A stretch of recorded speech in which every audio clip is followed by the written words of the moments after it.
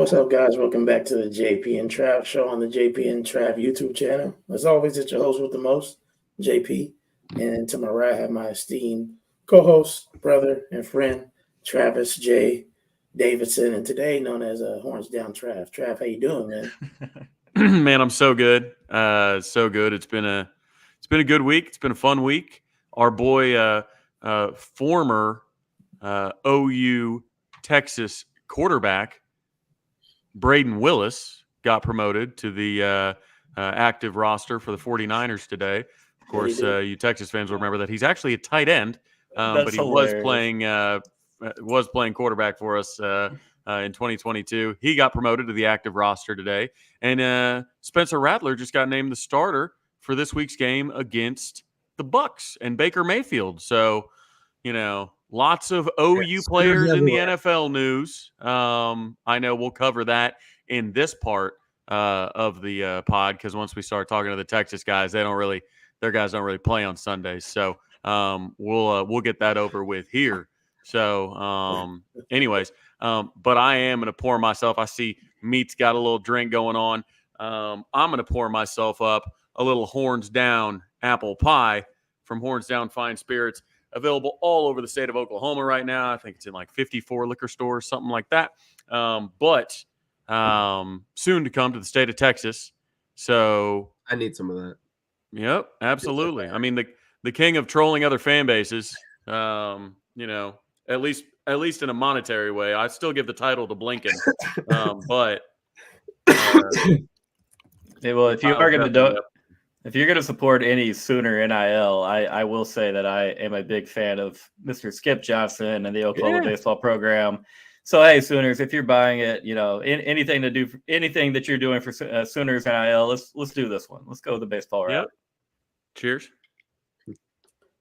Cheers. And then we did want to give a special welcome to two guys across the river that, while, yes, this is Texas and OU hate week, and don't get it twisted. I brought my towel out to wipe up some Texas tears tonight. But, at the end of the day, regardless of rivalry, we do have humans on the other side. And so we can razz each other out. But at the end of the day, we love, collaborating with other good humans. And we feel like these are two good humans that are on the other side of the river.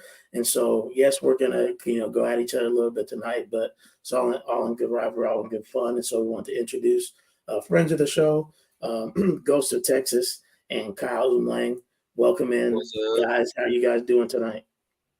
Great, man. Thanks for having us. Yeah, thanks for letting me come back on here. Man, a lot of fun to join you guys, ready to talk all things Red River. Indeed. I'm already we're in a rare form tonight. I'm already getting hate for even saying you guys are good humans. They're over here like, don't sugarcoat it, JP. Don't be nice. Why does everyone in the comments want to fuck me? It's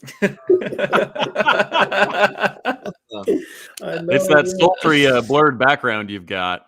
That's what it is. It's giving off those vibes. But yeah, it's funny because last year, I'm not sure if you guys know, but we also had a split OU Texas show ahead of the game because JP picked Texas to win.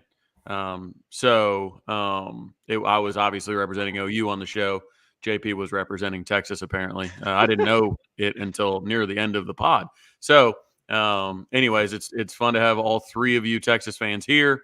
I do appreciate it.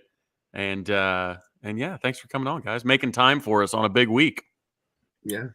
Anything for you guys. Absolutely. Exactly that. Go ahead, sorry. No, I was just saying, mirroring what Kyle said, exactly that. You definitely never turn it down an opportunity to join you guys on a Wednesday night. Yeah, and I would listen. Let me defend myself for a little bit because I've had to do that over the last year. I will say, last year I didn't know, what we were going to look like. I felt like you guys had a solid team, and I did. I'm not gonna lie. I went with my head instead of my heart last year, and I chose Texas, and I was glad to be wrong. super glad to be wrong. But ever since then, they've been saying I'm a closeted Texas fan, and everything like that. But this year is a lot different. There's honestly, you look at the stats. I should have felt that. I should feel that way even more this year than last year. But I'm going my heart this year. It's OU all day. I know we ain't doing score predictions yet, but we're gonna get there. We're gonna get there. So I do want to ask you guys real quick, Huh. just because it was something I was talking about a little earlier today. If there is a weakness on this juggernaut of a Texas just wagon, is it too low hanging of fruit to say it's the run game, right? Without CJ Baxter, without Christian Clark, there's another. I think the transfer you brought in, he's out for the season too. I think you've got Jaden Blue, who's got a case of fumbleitis that ended him up in the doghouse. And then now you've got Jaden Blue, who's probably your best running back, going against a team that turns teams over more than anybody in the SEC. Is Trey your guy? Is Jarek Gibson your guy? Does it not matter because all you guys are going to do is throw the ball 60 times with Quinn until his arm falls off because you got Arch behind him? Or what's the feeling going into the game about y'all's run game? And is that the biggest weakness, or maybe interior defensive line a weakness? I don't know. What do you guys think? Go ahead, Meat. I would say our secondary has always, for the last 12 years, been my concern every time we play you guys because y'all always like to throw. So until they prove me wrong and have an elite performance against you guys, it's always going to be secondary. But yes, running game probably second because we're on third string. But I think Sark will have a bunch of running plays for y'all. So don't you worry, because I know we need to have a running game going so that we can do some play action and get some big bombs going. I like what Kyle said. I definitely am curious to see what the run game looks like. For the very thing that you said, Travis, Jaden had a rough game there in the first half against Mississippi State. Quintravion Wisner looked really, really good in the second half there. They're similar backs. Jaden's a little better out of the backfield. Coming out of the backfield and catching the ball. I think Trey's a little bit better so far this year, running between the tackles. Vision seems to be a little bit better, and then obviously he's protected the football a little bit better as well. So I think you'll see a good bit of both. Jaden kind of, when he catches it, he adds a pretty big dimension to the passing game because they just run him out into the flats. It seems like almost every down, and they're willing to check him down and let him use, pretty good speed and athleticism there. So sorry if I am lagging. I'm not trying to be. But, and then secondary, I agree with what Kyle said there. Obviously, last year, the games that we lost, Dylan Gabriel kind of ate us up, and then so did Michael Penix. 2022 secondary wasn't, elite by any means. 2021, we struggled badly there. So we've slowly improved with the secondary over the last few years, but that's definitely going to be a position group in particular that I have my eye on for this Saturday. Yeah, and so let's, obviously you guys, great first question, Trev, and might as well go ahead and dive right into it, y'all. As I said before, just taking an objective look before we get into any unpleasantries, because that's what this week is all about. Sure.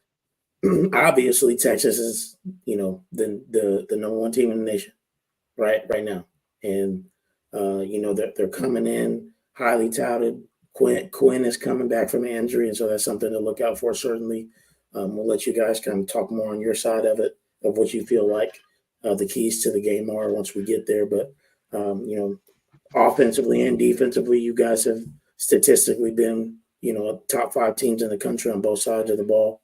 And so, by all metrics, you guys are running, pretty well. On our side, our defense, obviously leads the country in a lot of different stats. Maybe not total yards, but the way Brent Venables' defense is, we may give up yards, but we're not going to give up, touchdowns. We're not going to give up, or we're only going to try to give up field goals and force you into interceptions or force fumbles. And we lead, the SEC in takeaways.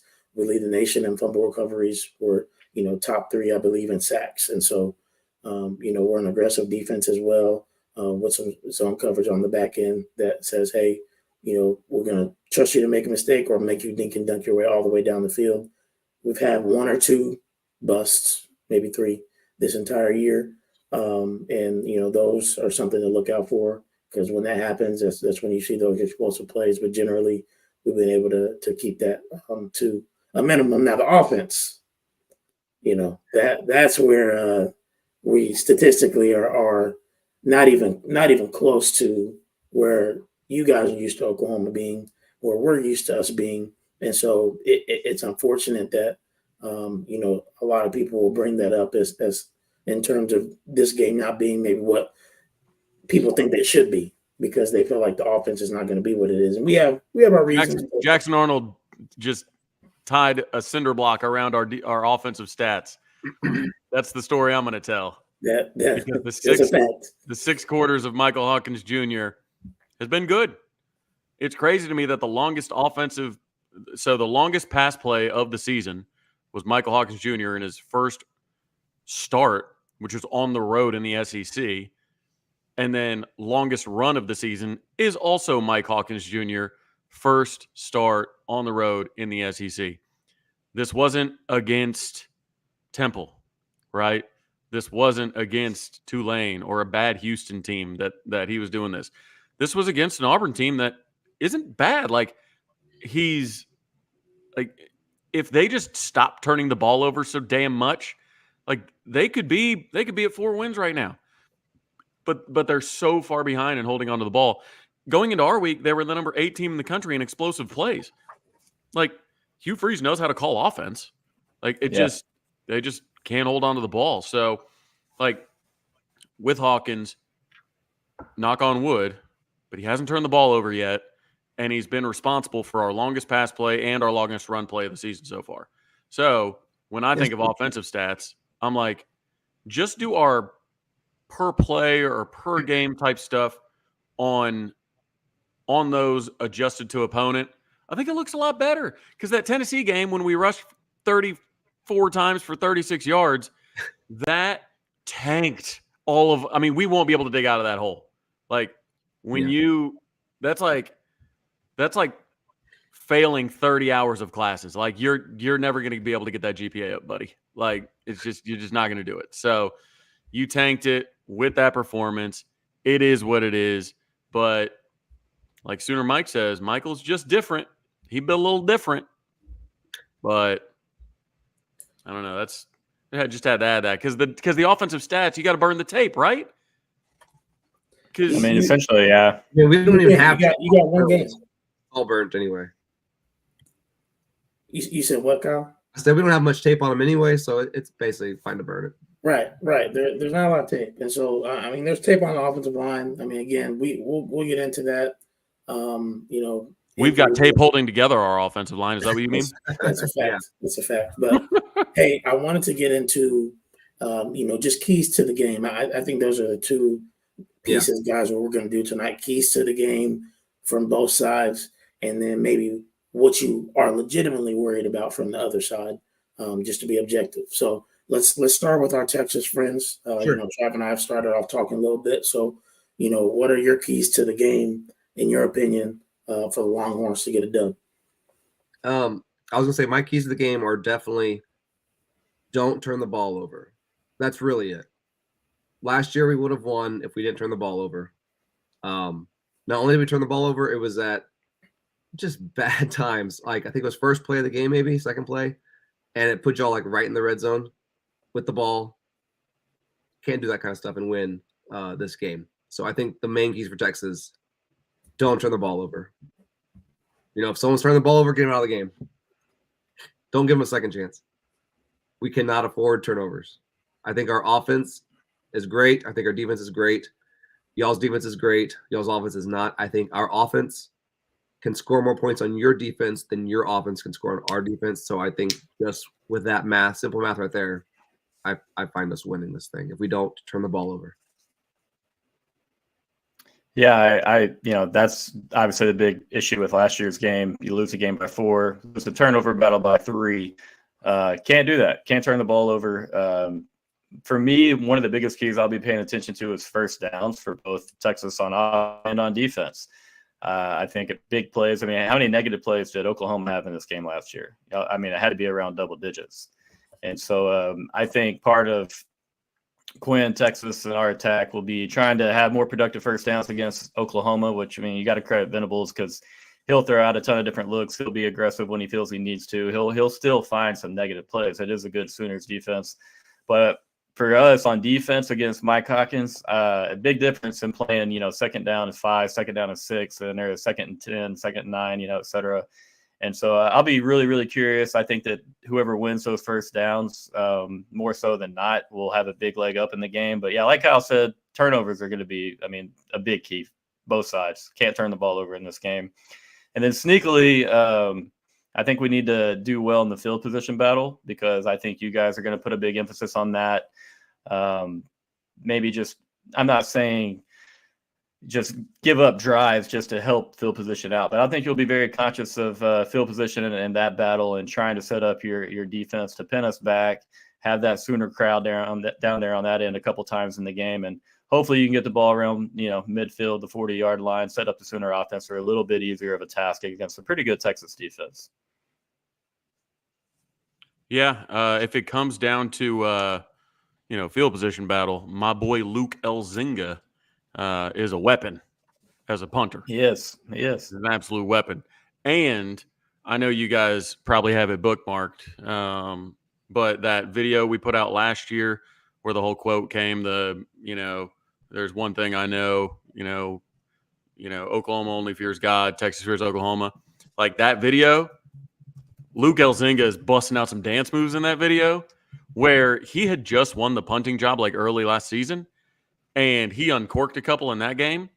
But once I saw those dance moves, I was like, it's his job. He's not giving this thing back. The dude's a stud. So anyways, Elzinga, if it comes down to a field position game, hey, I like what we're bringing to the table. But when it comes to keys to the game, you talk about turnovers. Obviously, turnovers last year cost Texas the game. When you look at what specifically Michael Hawkins has done to protect the ball so far, he uses his legs to get out of the pocket and get it out of harm's way. Sometimes a little bit too much. He might get an intentional grounding or whatnot. He needs to find a receiver to throw it over the head of. But he's got the athleticism to get outside. What'll be interesting is you guys generate so much pressure off the edge. It'll be interesting if he can step up and escape out through the middle because I don't think he's going to be able to get around the outside of like Colin Simmons, Anthony Hill Jr., these type of guys that have the length and the speed to try and cut off that edge. But what I think really killed us against Auburn was we had 3 penalties. What up, PSS? We had 3 penalties that combined to take probably a minimum of 10 points off the board. Like we had one, the Bauer Sharp play that went for 46 yards down to, or 48 yards down to the Auburn 26. Like you're in field goal range at that point. Instead, there's a penalty, puts us behind the chains. You have to punt. There was a Gavin Sawchuk run for 16 yards that was down. It was going to be first and goal at the Auburn 15, or first down, 1st and 10 at the Auburn 15. We ended up not getting points on that drive at all. And then lastly, the touchdown pass that gets flagged illegal motion that had no effect on the play whatsoever. That touchdown gets wiped off the board. We only get 3 out of the drive. So it was, a lot of OU fans are calling for the play calling. I think people feel a lot different about the play calling if those penalties don't occur. And that's I don't think that's even half the penalties that we had. Those are just the 3 that like erased points directly. There are others that were 5 yards here, put you behind the chains, you end up punting, but it didn't erase something from the board, right? So I think for Oklahoma, the biggest key to victory, play like you've been playing, just play clean. No dumb penalties, right? So I think that's where it's going to come down to. Again, playing mistake-free, right? Everybody says you got to win the rushing yard battle, 21 out of the last 25 years or whatever. That's who wins the game. It might be 1st to 75 wins this one, boys, because if we're relying on just comparing the rushing totals, unless Hawkins or Tatum pops one, I don't think it's going to be a 250-yard rushing day for either team. Yeah, I would say that, in my opinion, the key to the game, the X factor has to be Oklahoma's offense. As you guys stated, Kyle, and I think you said it, like Texas statistically has proven to be, elite on both sides of the ball. Oklahoma has proven to be elite defensively, statistically through 5 games, right? So the only anomaly right now is Oklahoma's offense. And the reason I say anomaly, a lot of people might say, well, this is who they are. Again, as Trav said, you had a quarterback who's seeing ghosts, who we still think is plenty talented, but clearly he's not consistent right now. We've seen that. Everybody's seen that, right? Okay. That aside, offensive line had been banged up through the whole summer. Everybody already knew we had a thin offensive line to begin with going into the year. I know that was a conversation in the summer of like, well, y'all need to prepare. It's like, okay, yeah, we hear that. Felt like we got some good additions, but then injuries happen and we are where we are. We don't have continuity. That happens. And then we had, biblical injuries in the wide receiver room to where, anybody with their top 5 receivers out, you're going to look a little different. You know what I mean? So all that being said, I'm not saying if we're fully healthy, does that mean we're a top 15, 20 offense? I'm not saying that necessarily, but does it mean we're as abysmal as we have been? I don't think so. So, you get Michael Hawkins, who has the element of speed, as we clearly saw in that, 40, 50 plus yard touchdown run against Auburn. And I know that you guys, obviously have plenty of speed, plenty of talent on the Texas defense that, probably can corral him enough. But again, it's unpredictable, right? And it can open up so many other things for the Oklahoma offense. On top of that, hopefully getting Taylor Tatum back. And then the wide receiver room, I'm not sure about Burks. He's questionable. We'll see. But, the hope is that you can do enough. You can keep the ball away from you guys enough, and that our defense can do enough that we win the game. That's the formula, that our offense controls the ball enough that we can get enough first downs. We can go with tempo. We're probably not with tempo. Excuse me. Slow down the tempo a little bit, if you will, and keep the ball from you guys, and then have our defense fresh, and maybe we can create some turnovers. I think that's our path to victory. But Kyle, I know you gotta run here in a second, so I'm gonna give you an opportunity to give a score prediction really quick. Thank you guys for the super chat. We appreciate y'all. I'm gonna give you an opportunity to give a score prediction, and then any closing remarks, man. And we appreciate you coming on the show tonight. Well, first, Sheila paid for some horns down, so let's see him. Oh, the W. And Beck just wants a good evening, so I guess you don't have to do it for that. There you go. So I think the first quarter will be a little back and forth, a couple 3 and outs probably for both sides. Try and get used to the environment, each other. I think the first quarter will be low scoring. Probably a turnover will happen. I don't know which side, but the half score will be really close, kind of like similar to Mississippi State, Texas. One possession game kind of. And then by third quarter, Texas will find the rhythm. Will have improved at halftime, made adjustments, and started scoring. And then by fourth, it'll be pretty much over. So I'm thinking 35-13 would be an amazing win. So let's go with that. I think 35-13 would be an amazing win as well. That would break the app, though. Like I think everybody's agreed that if there's a situation that OU wins, it's got to be in an ugly 27-24 type, right. Turnovers on each side, right. Play here, play there. But if there's a situation where OU somehow, like 2008 Texas text us or text y'all, like we're gonna have you guys on. We're gonna do 5 shows next week: Monday, Tuesday, Wednesday, Thursday, Friday. Sure. We're just gonna I have can make bank and do numbers. That's fine. Let's do it. every day. If Texas loses, I'll be on a bunch. There you go. Well, Kyle, like I said, know you got to go. So appreciate you getting your score prediction in. Appreciate you coming on a little bit. Go find whoever said they were out once they saw you were in. We got to go get that person back in. You got to tweet out, it's okay, guys. I'm out. You Sooner fans can go back in. Any closing remarks, Kyle, on your way out, brother? I saw someone ask who would rather lose to OU or A&M. 100% rather lose to OU. Losing to A&M is not going to be an option. Especially for you. Especially for me. Yeah. Especially for me. You get cooked. Yeah. Not happening. Oh, they're asking if you're hiding explicit content with your room being so blurry. Oh, no. My mom is just shaving behind me. That's all. Yeah. That's Okay, I'll see you guys later.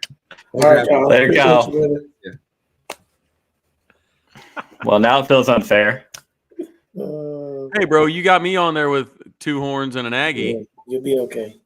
I was neutral though. I was just a mod.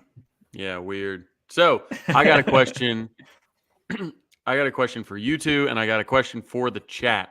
First of all, chat, go like the video. It's simple. It's free. Nothing in this life is free, but it is free to go like the video. Like, I'm not asking you to share it to your timeline, which, I would be mad at you, but just like the video. It's very easy. It's, like I said, it's free.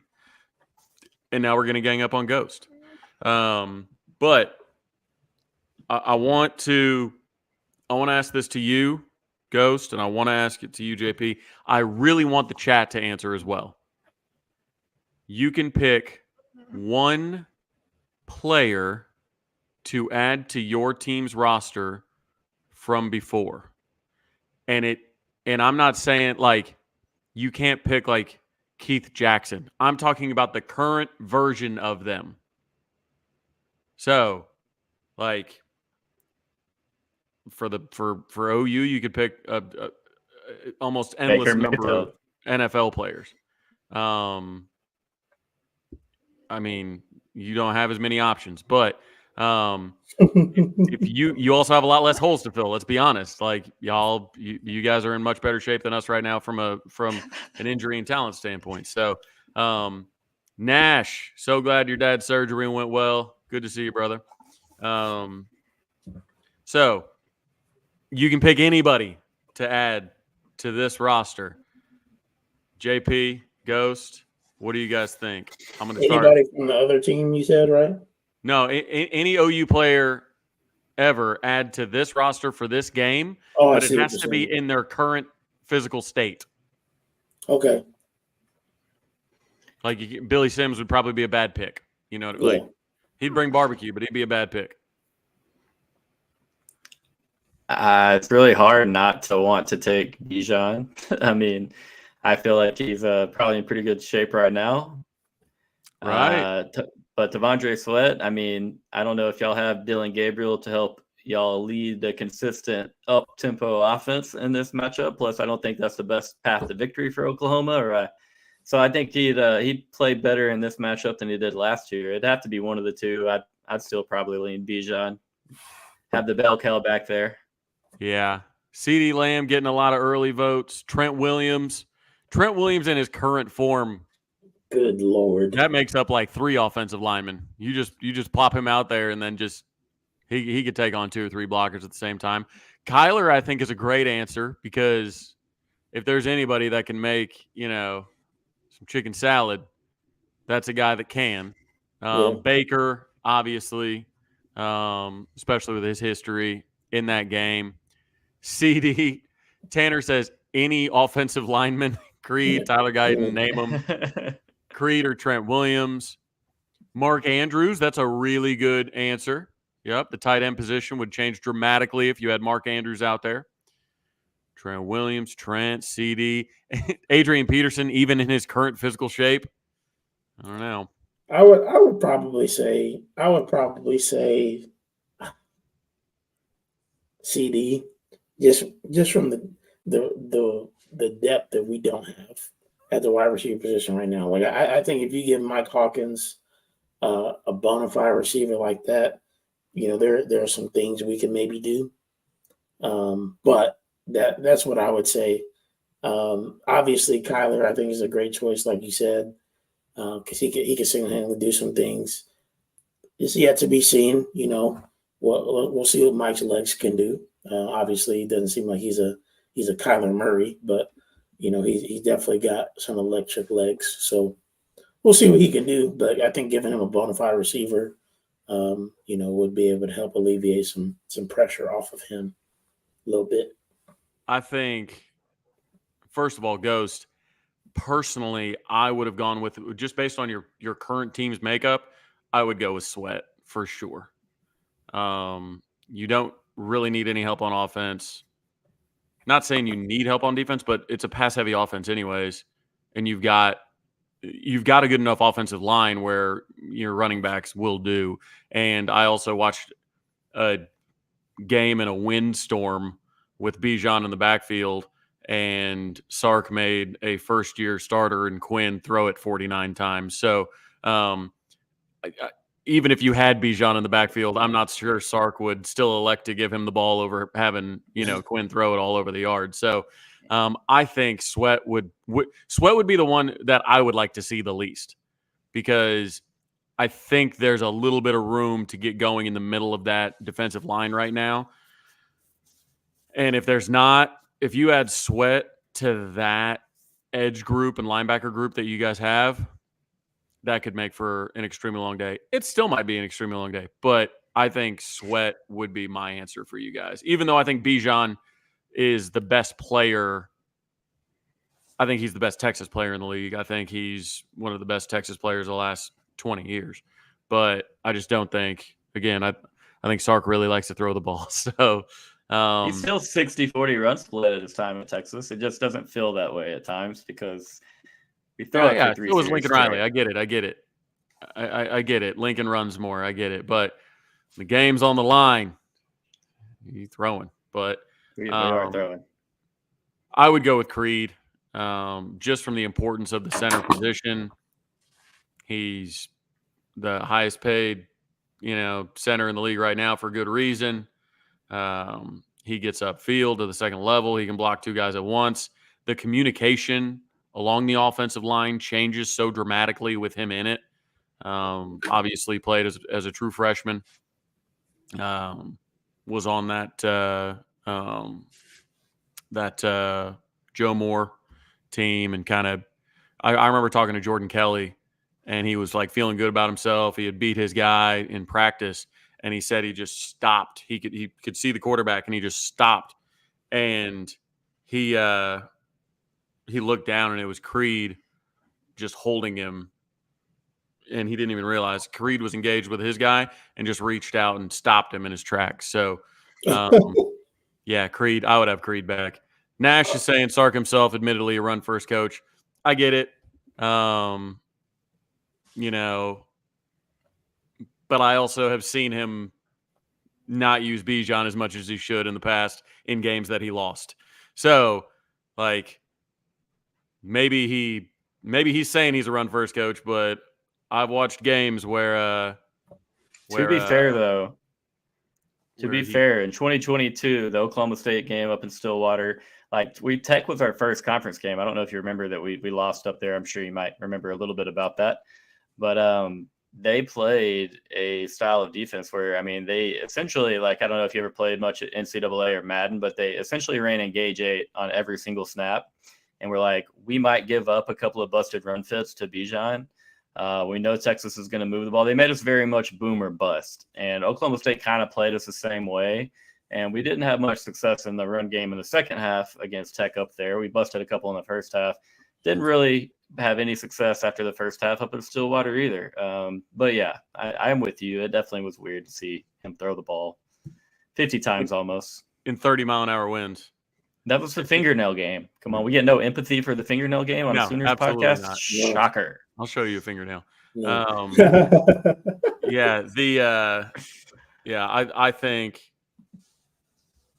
I think it's tragic that Bijan didn't that they didn't he didn't get ridden to like Heisman votes, like Heisman like finalists, top 2 type vibes. I think part of it is just that I think Bijan Robinson is one of the best running backs in the country over the last probably decade. So I'm glad he's gone. Yeah. Fun to watch while we had him. Glad he's gone. But, now the tide's turned. We got Taylor Tatum, so we'll have the running back advantage for the next 3 years. So let's get into guys now. One of the things that makes us most nervous about the other school, right? Let's have a little bit about the activity. Feel like we have been so far, but what's the one thing that makes you nervous about the fellow school heading into this weekend? I'll be honest and start off. I think that the defense makes me a little nervous. I know they haven't played a ton of top offenses, but again, certainly they've been doing what they need to do, which we've seen the Texas defense not do before. And so they have a lot of talent. They have a lot of speed. There's physicality. I don't think you guys are what you were up the middle that you were last year. But again, you have good edges. You have good linebackers. Your secondary is better. And so with our offense, can we test your secondary enough? Can we get the quarterback run game going? If that's not working out, then I don't know that it looks super pretty for us to try to eke out a win on Saturday. I mean, for myself, looking at Oklahoma, just how multiple Brent Venables is on defense, how many different looks he'll throw out. Knowing the turnovers is a very big part of this rivalry, obviously, just the game of football in itself. It's just very important that we protect the ball. And, if I have the personal opinion, similar to Kyle, I guess, if we could play even in turnovers, I think that bodes very, very well for us. It's not as easy as said, easier said than done, because Venables is going to make it tough. He's had extra time to prep for it. And then talking about the offense a little bit, what kind of worries me, Mike Hawkins not having a lot of film on that guy. And then also the bye week, I think, is a little bit better for you guys. Travis and I talked about it on my show a little bit on Monday. But just knowing that, like, hey, you guys are probably in that first quarter offensively, you're going to throw a lot of stuff at us that, we haven't seen, obviously. You're going to take some chances, try to get ahead in the game. So, yeah, just knowing kind of the fear of the unknown, really, with your offense, but then knowing that Venables is going to do everything he can to make Sark and Quinn a little bit confused in what they're getting at there as far as looks on offense. Yeah, I think what makes me nervous about Texas really is that their 5 stars are playing like 5 stars. I think with that, it's, you like to think you're getting almost like a finished product a lot of the times when you get a 5-star on campus. But I think Ryan Wingo, Ant Hill, Colin Simmons, these kind of guys, like, when they just look different, And some of these guys, it's like, okay, like, some of these guys already look like juniors in college by the time they get to Austin, right? And just in some of what you see from the length and the speed, the suddenness, everything like that, I would say that Hill, Simmons, and Wingo have been really, really impressive. Now, speaking of 5 stars, I kind of want to segue that into, what has to happen to see Arch? Is it just straight up injury? That's a very tough question, but also a very fair question. I'm thinking something like catastrophic, like, 2 to 3 turnovers in the first half, something like that. If he picked up his second turnover halfway through the third quarter, I don't think you're going to pull Quinn for a cold Arch. I'm not saying he'd pull him at all. I don't know that, but a lot of people are happy with what Arch has done. Two a little bit different of quarterbacks, obviously. You talk about what Arch can bring with his natural athleticism, very good feet on that guy. Not afraid of anything, which was pretty scary watching him try to go heads up with the Mississippi State backer. I don't know if y'all saw that clip, but he tried to go heads up. And so, I'm thinking 2 to 3 turnovers early in the game. Think about, Texas and the 2003 game or the 2011 game where we're turning the ball over multiple times early and we're just kind of like, okay, this isn't going to work. We got to go somewhere else. But I assume, like Nash is saying right now, Quinn is Sark's guy. Has been Sark's guy from the jump, and part of Travis why in 2022 Bijan, in my opinion, just didn't get carry after carry after carry is because Sark was building for the future, letting Quinn, who still didn't have a ton of quarterback experience at that time in a couple year span, letting Quinn get those reps, learn the system, the RPO game. But yeah, I hope that's not something that we have to see. I don't want to see Arch Manning on Saturday. Bro, there could have been other ways. Maybe work with him in the offseason, get him some reps against lower opponents. Don't throw games against OSU. But that's not really. He stuck with Quinn against OSU. Who was behind him? Malik? I forget. Had Card left yet? Card was there. Card, if it would have been Card then. Okay. Yeah, it would have been Hudson Card. Thompson was Malik gone. Murphy. Or Major Applewhite, whoever. You could say whoever. They're not Arch. So, like, sticking with Quinn against OSU, would he have done it if he had Arch Manning behind him, who had already racked up all these yards and touchdowns and expectations and all that kind of stuff? I don't know. Maybe he would have. Maybe he's just that much a Quinn guy. But I think he's probably an Arch Manning guy too. Yeah, I'm sure that he is. But what name stuff? What did I do? I don't know. I thought he was just referencing kind of Quinn versus Arch and that whole thing. But help us out, Nash. Yeah, what you talking about? Saying his rank was all to his name. Talking about I Manning, think his rank had a ton to do with his name. I mean, both things can be true. The problem is when you got any national dude up there saying why he was ranked was, well, he's got that, look who his uncles are. He's got that pedigree. It's like, okay, well, that's your last name.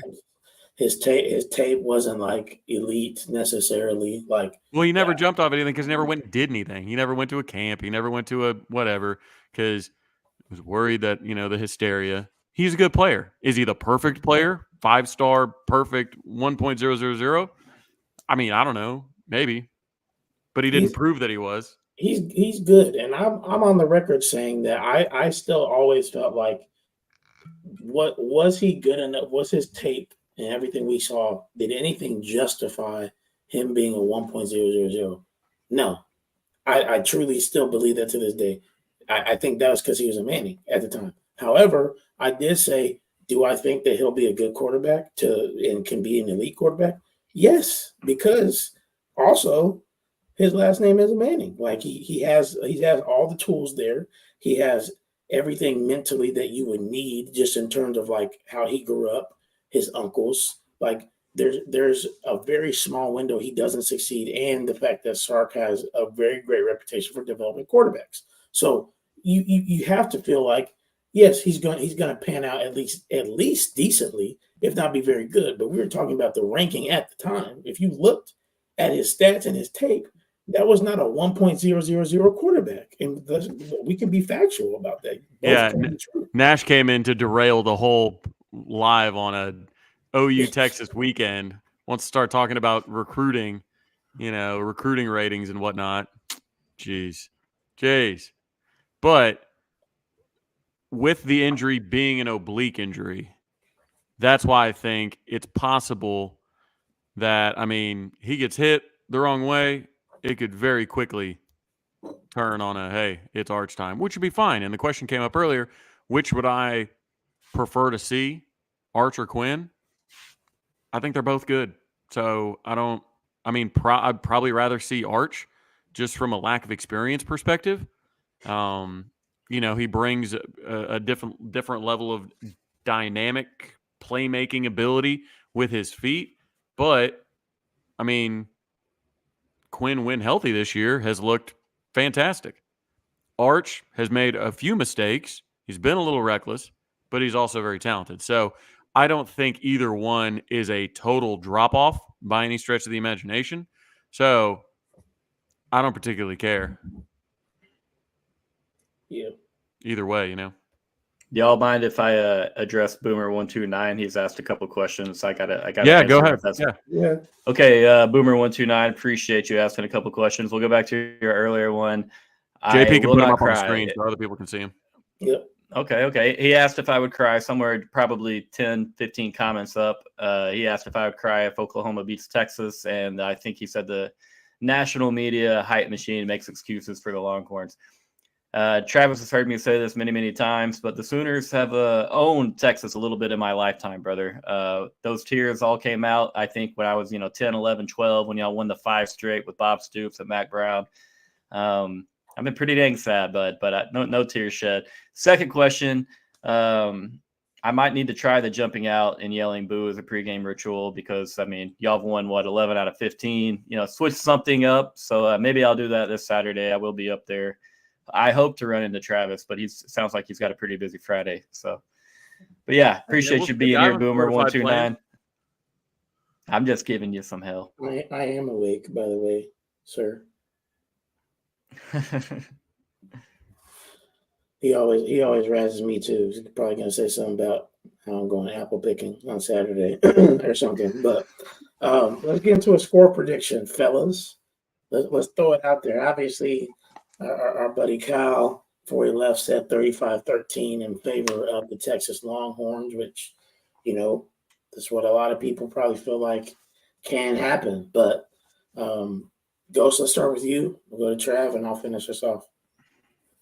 I thought about this a lot the last 2 days because I had a feeling that we might get to this at some point on the show. It's really, really hard for me to see Texas not really, really showing up early in this game.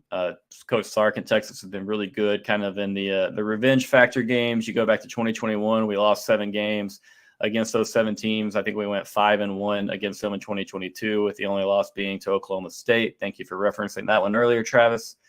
My man.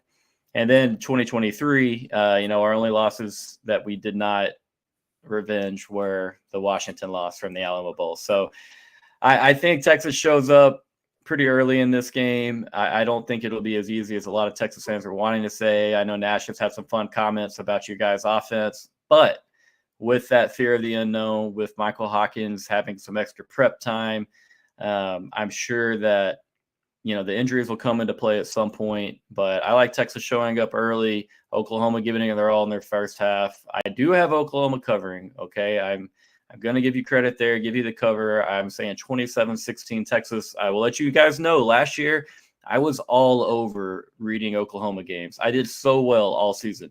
I predicted Texas to beat you guys by 17, was way off on that one, not even close. So bash me if you would like, Sooners. If Oklahoma wins, I'm fully ready to embrace it just the way I did last year. PSS pulling for the Longhorns, pulling a JP here on the on the JP and Trav show. Hey, I'm a trendsetter. Okay. What can I say? I'm going to go goofy score, but I'm going 24-23 good guys. I think the game has to be played in the 20s.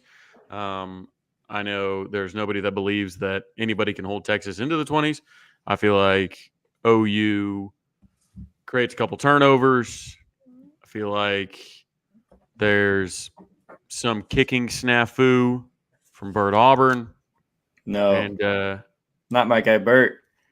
Maybe it's a Peyton Bowen blocked kick because he's done that.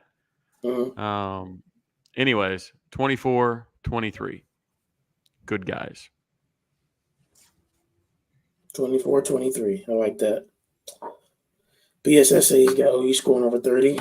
Yeah, I don't know about that, but I think it has to be a defensive touchdown or two for that to happen, in my opinion. But I'm going to go OU as well. I'm going my heart this year, and my heart says that it would be 28 to – actually, scratch that. I'm going to go 30. I'm going to go 30 with a defensive touchdown in there to 24 OU. I think that should it get into that type of game, Texas is going to have a lot of pressure on it. And I think Texas has the most pressure on it by far in this game. I think there are people saying that, well, if Oklahoma loses this game, preventables is now going to be 1-2 against his rival and this or that. And I hear that. Don't get me wrong, but I guarantee you that the fallout's a lot worse if Texas loses this game, especially in the state that y'all feel like OU's offense is in. If you lose this game against this Oklahoma offensive team, as good as our defense is, I think that there's going to be, not again, you guys are a good team, but I think, there's going to be some crow to be eaten as opposed to if OU were to lose. I mean, let's be real. It's easy for us to say, well, our offense is not very good. So, or that's the number one team in the country. They're supposed to beat us. They were 2 touchdown favorites. Or that. Like, just the fact that we weren't supposed to win that game, theoretically. Obviously, we go into every game because we're OU feeling like, hey, we should have a shot. We want to win this game, and we should. But it's number 1 versus number 18. Like, the pressure's on y'all, right? I'm with you, and I'll say this, there would be I'm not saying, a world-changing fallout, but you're talking about Coach Sarkisian dropping to 1-3 potentially if he were to lose this game against Oklahoma. One of those games, you had a 21-point lead there in the first half. Another one of those games, you won that game against an Oklahoma team that started a tight end, a quarterback. And then last year, and Texas fans felt we were the better team. I think I'm pretty comfortable in saying Nash thought we should have won that game. But just a little bit, my guy. But we lost. But we lost. That's how I got to. I didn't know who Nash was until then. It was so cool. But yeah, to be honest, I don't know how. I know I immediately saved that video and was like, "Oh man, it's my favorite." I gotta love it, right? That'll be and honestly, if Oklahoma is able to pull off the massive upset, the 2 touchdown underdog upset, I'm going right to Nash's page. Facts. First be inside the state fair looking at that old Nash Talks Texas, baby. Yep. We'll just play his show on the for the bumper music on our post game show. Nash is eventually going to make his way to Memorial Stadium up there in Norman and be on the jumbotron. He's I know Sooners have passed that video around, I think. Well, I'm wondering. It is kind of interesting how you can go whole lifetimes of having a hated rival, a bitter rival, and never visiting their stadium. You know what I mean? Like, it's just a weird dynamic, right? Crazy. Like Alabama fans have so many memories of going into Auburn and vice versa. Going into Tuscaloosa. All these people even if a neutral site's moved or whatever, I feel like at times they've done a home and home or whatever. But I mean, I hope never in my lifetime I go inside that stadium. But here's what's gonna happen. Eventually, Oklahoma is gonna host Texas in a playoff game. And it is going to be the livest night in college football history. It's going to be amazing. Hey, Ghost, really quick. Yes, sir. I want to read something off to you, and I just want you to tell me what Texas would do in this situation, because I feel like hopefully we got over 3,400 people watching right now, a lot on Twitter, some on YouTube. So I know there are some Texas fans in here. So just listen up, okay? What would you do if Isaiah Bond, Ryan Wingo, DeAndre Moore, Jonte Cook, and Matthew Golden were all out? Pray a lot. I mean, I get the point. That's I understand. It's like I'm going to use that. That's equivalent, right, of what we're going through, and not you, Ghost, because you're rational. There are just some Texas fans that are like, well, you don't have enough depth. You haven't recruited well enough.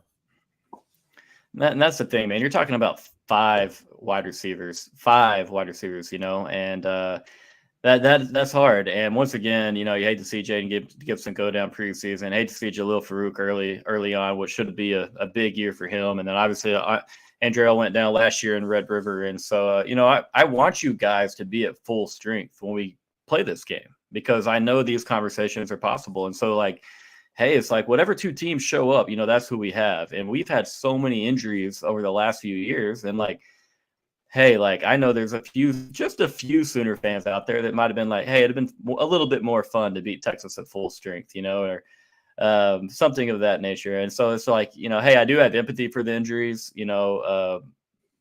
I'm not going to sit here and just scream out loud how bad I feel for you, but like, yeah, I do wish Oklahoma was healthy. And, because there's always going to be that lingering question of like, hey, what would happen if we were, we had more experience, because y'all are supposed to have the 5 projected starters on the offensive line play in this game as they did in Auburn, right? Is that what you said, Trav? Yeah, we're supposed to. Okay. We'll see. Jake Taylor's still. And there's still a lot of them are still banged up. Like Jake Taylor probably shouldn't be playing based on his injuries, but I mean, he's going to try and go out there. They're probably going to give him all kinds of good therapy to make sure he can get out there. Just have Tom Berenger come in for him, man. What's up? I said, just so you know, I wasn't looking for pity in any way. No. It's just more just allowing some Texas fans to see and understand, like like when it's your team and you look at your names and you think if those guys were out, all 5, like it's going to hamper you to some extent. Again, that's not all that's been wrong.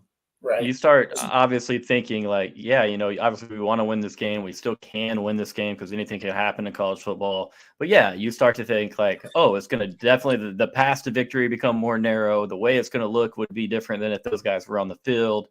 And, everybody likes to talk about 2021 Kansas, which if you're still watching 129 Sooner, that's the night I started my account. That's where the ghost came from, because we were a dead program at that moment. And I, on the drive home, created a whole ghost persona. But, we had so many injuries in that game: quarterback, running back, wide receiver, like everybody was out, and nobody has empathy for us for losing to Kansas. And they shouldn't, because Travis would be really quick to point this out. We should still have enough depth, enough backups, quality players to go in there and handle a Kansas, at home, especially DKR, but especially Kansas of old. But, just overall, I have empathy for you, but I know, people aren't going to sit there on our side, obviously, and let you guys use that as an excuse. Right. Also, Nash, that's not, I love you, bro, but that's not comparable. Like, I know your running back room has had some injuries, but it's not like you didn't lose 5 running backs. Jaden Blue, you still have him. You still have Jared Gibson. I know you guys have had some injuries, but if you didn't have anybody, and then you're relying on a freshman running back who's never done anything, right, or a walk-on, then I hear you. But that's not comparable. I'm just saying. All right, let's this or that it. Unless, we still got to get Ghost prediction. Did you give your prediction? Yeah, 27-16. I can't believe yeah. We cover, but don't we? Yeah, I remember you were the first one to do it. Say 27-16. Okay, bet. Trav, all right. Do you have food with you tonight, or you weren't hungry? Oh no, I just had dinner. I'll since there are horns on the logo, I'll skip it tonight. We had to skip it. Okay. So this or that. I don't know if we played this last time you were here, Ghost, but this or that is a JP and Trav staple, and those of you who are in the chat on Twitter and in YouTube, then please make sure that you engage with us. So you have to choose one or the other. There's no in-betweens. You get one choice, and you have to say why. Blow us to your head. Why are you doing this? So figure since it's Red River Rivalry, we do a Texas and Oklahoma edition. Now, not versus each other, because obviously OU is going to choose OU and Tech going to choose Texas, but we have some Texas players to choose between, some Oklahoma players to choose between, and then a fun NFL one. So let's start out. We're courteous over here on JP and Trav Show, so we'll start out with the Texas question. Vince Young or Colt McCoy? And Sooner fans, get in on this. Who would you rather have as a quarterback? Let's be objective as much as you can. Who would you rather have? It's always Vince, man. As much as Colt did for Texas, he won more games as a starter than Vince Young did. Immediately came in and had a big freshman year, but it's a legend in Vince Young. If I'm going ceiling, I'm going Vince Young. Full career, I might go Colt. I think Colt gives you the most opportunities to win over time, and I think Colt might have a national title as well if he doesn't get hurt. So I think peak Vince is just a better player. But Colt, just the Vince is the Jordan in this situation, which probably means I should pick him because I'm a Jordan guy. But Colt would be the LeBron version of this. Bless you. I think that's fair.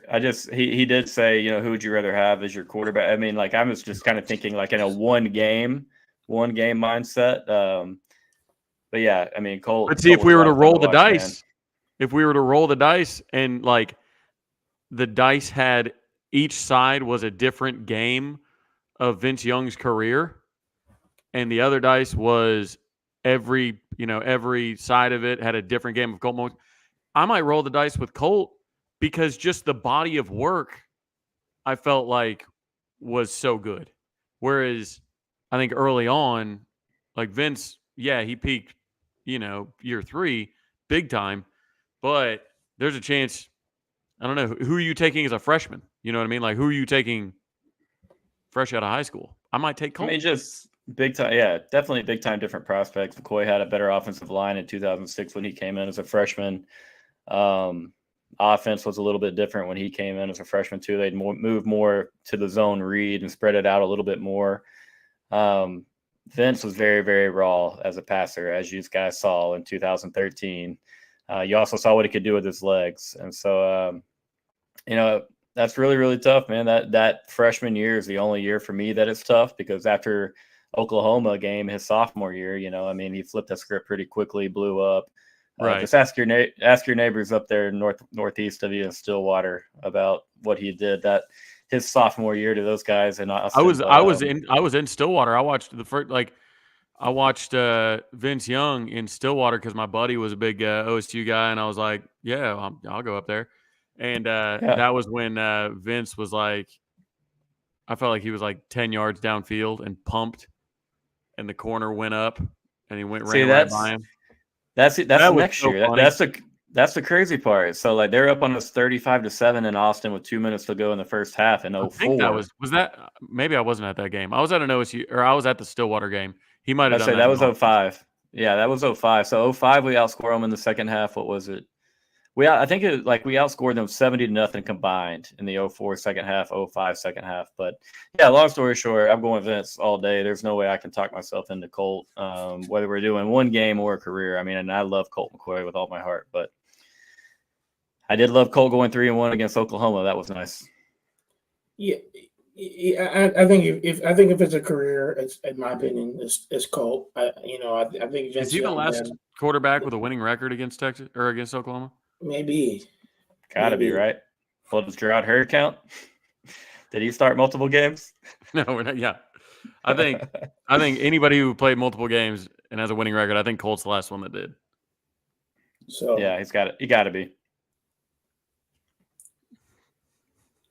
Yeah, I would choose Colt for a career, in my opinion. If it was one game, I'd probably choose Vince. But next, Sooner edition, Baker Mayfield or Kyler Murray. It's a classic for us, but interested to hear your take, Ghost. Man, this is insane. Baker is probably my least favorite football player of all time. Okay, I have to say that first. I've said some things to Baker. I've yelled towards Baker in his general direction while he gets off the bus in the state fair. I've yelled some things. I've made some gestures. I'll be fully transparent with you guys. Wow. I did not like Baker. Being fully transparent. See what he did there? It's not a Baker guy. I loved Kyler Murray in high school. I loved him at Allen. I thought he was really damn good at Oklahoma. With all that being said, give me Baker 10 out of 10 times. That dude is a dog, a leader, a fighter. I'm not going to say many more nice things about it or about him, But what he's done in the NFL, especially Tampa Bay, the way he was wronged in Cleveland, give me Baker Mayfield 10 out of 10 times. That's a guy that could coach up, that's a guy that could play QB for my team any day. Ugh. Kirby, wow. You mean he's a better specimen than Rhett Bomar? You saying that? Kirby says that every week. He goes, just so you know. He brings something up about Rhett Bomar every week. Rhett Bomar's dad he's a legend in Groesbeck, Texas, and I'm from a town just beside Groesbeck, Texas. So I knew all about the Bomars before he got there. But yeah, it felt good to see that 2005 game play out. That was my first Texas OU game. Probably not as much fun for Mr. Rhett Bomar, but yeah, exactly. I mean, it's just tough because I'm going to go Baker because I think what he means to a locker room. We've seen it even in the NFL. It's just he's in my mind, the model college quarterback. And of course, he, number one pick. He's won playoff games. Like he's balling out this year. Like I don't mean that like an Eric Crouch type situation where it's like, oh, he's great in college, but it could never translate. Like I think what Baker is to the core, if he could have stayed at OU for the rest of his life, I think he would have. And we would have had him. I mean, it would have been, just what we would have done. Like there's so many people like that go to a school and it's, hey, I'm just going there because I want to go to the league and I'm going to go as quickly as I can. Like I never got that feeling from Baker. You know what I mean? Like Baker could have left early. I mean, no problem. But seeing him on that podium, realizing it was finally over. Oh, that was tough. That was tough. So I would pick Baker. But man, Kyler, there's not a lot of dudes that you would take over Kyler. Just one of the winningest quarterbacks ever. We talked about if you had to add somebody to this team, Kyler, you don't really even need much of an offensive line around that guy. He can just make it happen. I mean, he had Texas fans sweating a little bit in that regular season game when he went down the sideline. They're like, no, not this guy. So, anyways, it's Baker for sure, but man, Kyler's good. Yeah, I agree. Baker. I mean, I'm one of the biggest Baker Mayfield apologists you'll meet. I mean, I have it in my bio. I've had people tell me I need to calm down about the Brown situation, which I won't because never. Because again, as I don't care, I'll say it again. As much as Browns fans, and I don't care if you clip this, as much as they want to say that, well, Baker hasn't played for us for 2 years. I don't know why y'all keep bringing him up. He has nothing to do with this conversation. He has everything to do with it. Like you got rid of him for Deshaun, and you paid Deshaun $230 million, fully guaranteed, handicapped your whole team, and you're here now because of that decision. So, getting that off my chest. But yes, Baker, I agree, man. Like he may not be as physically talented as Kyler, but he's physically talented enough. Clearly, that has made a name for himself in the league, especially this year. Number one pick, rookie touchdown record, and was just a beast in college. And his mentality was second to none. All right, let's keep moving on because I have two more to go through. I have a bonus fourth one that we'll do. Let's do a food one, and then I have a bonus fourth one real quick. Then we'll get out of here. All right, because we're going to Dallas State Fair. For OU Texas State Fair. Excuse me. Classic foods at the State Fair, and I'll be honest. I was disappointed to hear that Brent Venables, is tripping about corn dogs today. That hurt me a little bit. But would you rather have a corn dog or a funnel cake? And I know they're different types of, I know it's dessert versus like lunch. But if you had to go to a fair and you needed to get one classic fair food, what are you going with? Go ahead, Trav. I mean, I'm going with a corn dog. I just made it for my OU Insider Cooking with Grill Boy episode. Turned out great. I make that on Monday. So I had corn dogs on Monday. Tuesday, I had the rest of the pack of hot dogs and the rest of the batter and the peanut oil. So heat that back up, cut them in half, did mini corn dogs for dinner. And then tonight, took the rest of the corn dog batter, put some diced jalapenos in there, and made some like cornbread pancakes, jalapeno cornbread pancakes that were delicious. So, yeah, it's corn dog. I don't know who Kaysen was betting with, but it's corn dog. It's just, to me, I also value the ease of eating food. Like if you see me eating wings, I go with the flat, but I take the bone out, make it easy to eat. Like funnel cakes, bro, they get everywhere. I wear a lot of black shorts, pants, whatnot, shirts, like, always look like you're, just I don't know. You look like you're Hunter Biden or something. And it's just everywhere. And I'm going to go corn dog. Yeah, corn dog here, 10 out of 10 times. There's nothing like a Fletcher's corn dog with ketchup, not mustard. Mustard is disgusting, and all of you adults that are putting mustard on mustard on corn dogs, I've got issues with you. Mostly Travis. He did it on my show, which I think is a big slap in the face. He knew I was a ketchup guy, and he still did it. Nothing beats a Fletcher's corn dog. With that being said, I get mine at DKR because I always go up to the game, and I'm never going to get the same food that I ate the year before unless we won. And so one year, I think in 2018, I had a corn dog. Well, you won in 2019, never getting another corn dog at the State Fair again. We'll try new foods every year unless Texas wins. But corn dog is officially off the list. So these children and their ketchup. Do you have your corn dogs formed into shapes of dinosaurs too, or? Yeah, I had to have them cut up first, actually. But yes. Yeah, that's probably be safe. Make sure somebody blows on them first. God. Cool them off for you. Yes. I'll let Venables handle. Yeah. Anyways, okay. Oh no. Yeah, I'm gonna go funnel cake personally. I would big funnel cake guy. So, the corn dog is good, but I don't know. For me, funnel cake is what I normally get at our state fairs, at least. So, I hit up the last weekend. Been to the Texas State Fair though. I need to get down there.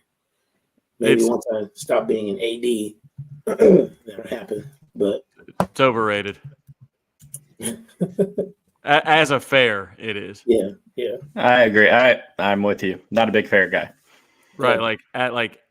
Obviously, the game being in it is why I'm there in the first place. But no, it's as fairs go, it's not anything just mind blowing by any stretch of the imagination. Although I did do the hot Cheeto pickle pizza at our state fair. Got to do the smoked turkey leg for obvious reasons. Smoked turkey leg. Yes. And then what was the other thing I had? Oh, some Mexican street corn, elote. I'll get that anywhere. It doesn't have to be a fair. It could be on the street. I make my own. I love it. So, but no, that hot Cheeto pickle pizza, that slapped right there. That worked. Like, it was so good. Okay. You can have mine, brother. I guess it's one of those don't knock until you try. But okay, I know we gotta get Ghost out of here. We're 15 minutes past what we normally do anyway, but that's okay because it's a special episode tonight. So yes, sir. Last one. And this is one that, a lot of OU and Texas fans maybe don't want to admit, but this is one where they're united on. A lot of y'all are Dallas Cowboys fans, not me. Not Travis either. Dak Prescott or Tony Romo?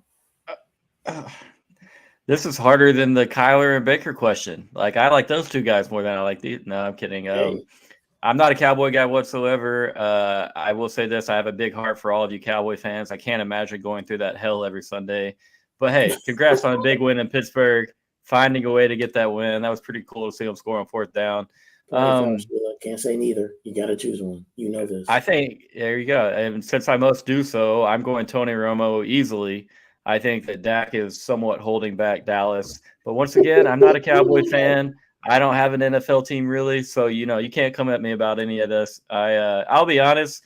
Whoever Dallas plays on Sundays is typically who I root for in the league. So I'm okay with them keeping Dak Prescott struggling a little bit. I'd rather Travis's Minnesota Vikings win than I would see Dallas. I know I'm a Texan and I might lose my Texan card for that, but I mean that with my whole heart. Yeah, I can't stand the Cowboys. There's not a team I'd rather have lose, but it's did somebody say try being a Cowboys and a Yankees fan? Yep. Oh my God.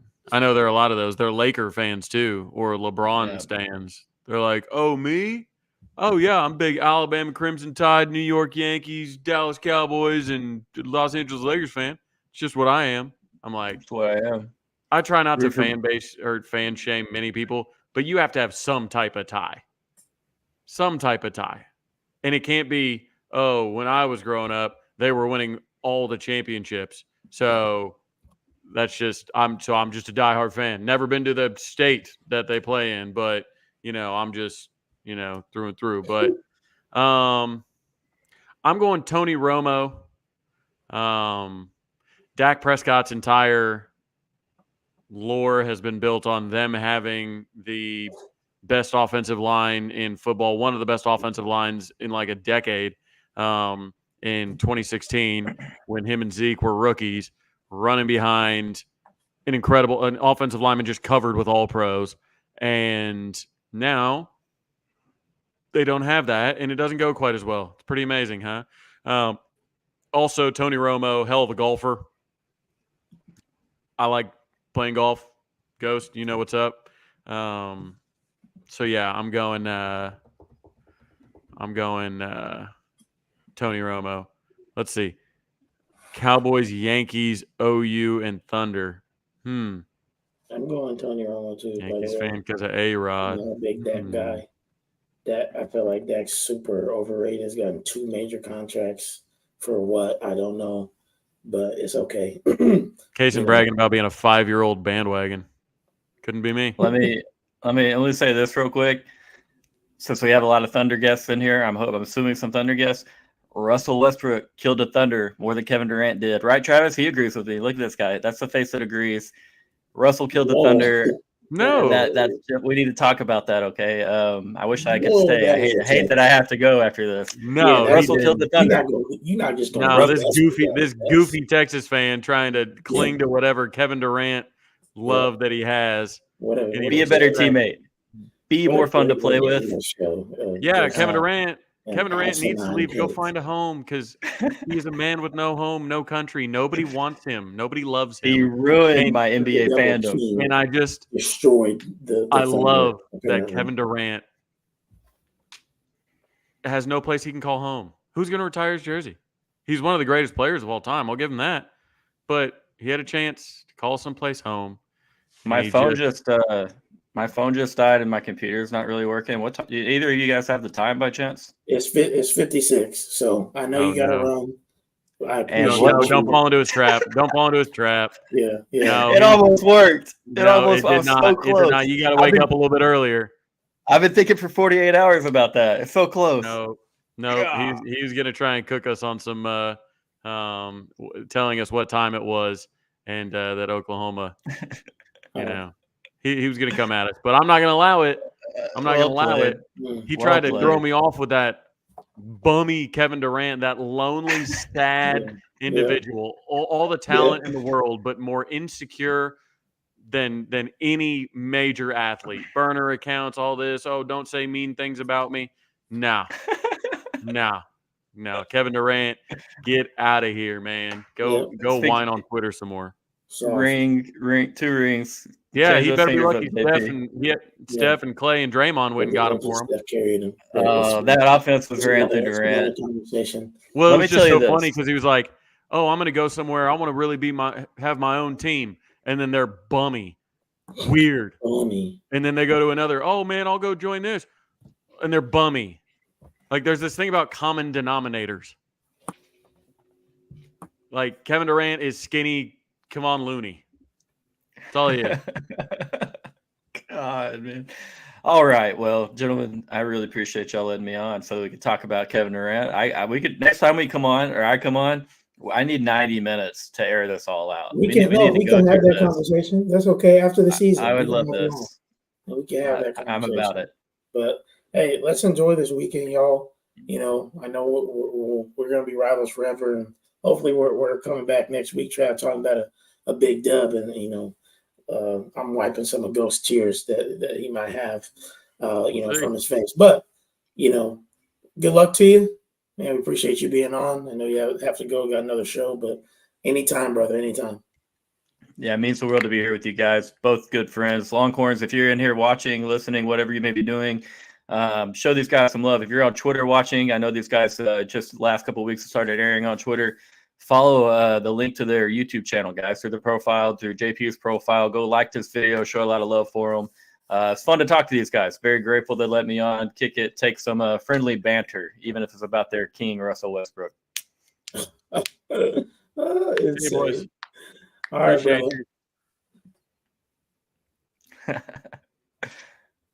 Y'all have a good night, guys.